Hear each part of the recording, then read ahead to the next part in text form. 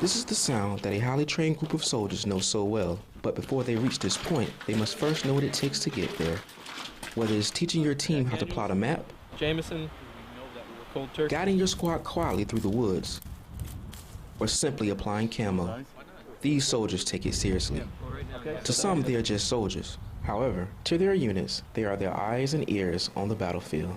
The United States Army calls them Scouts. Being a scout means working at a higher level of training and operability because you have to be very independent, very open-minded, and very open to dynamic environments. And you help paint a picture for everybody that's following on behind you. So it's a lot of stress, but a lot of responsibility, but at the same time very rewarding.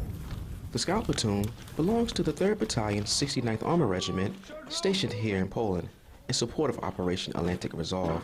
The mission gives junior leaders a chance to teach back what they have learned.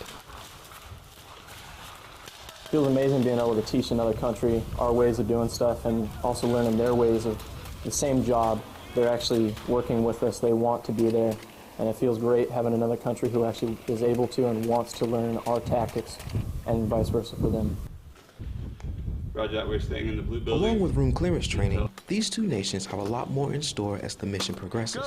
Army Staff Sergeant Antonio Vincent, Camp Tresbian, Poland.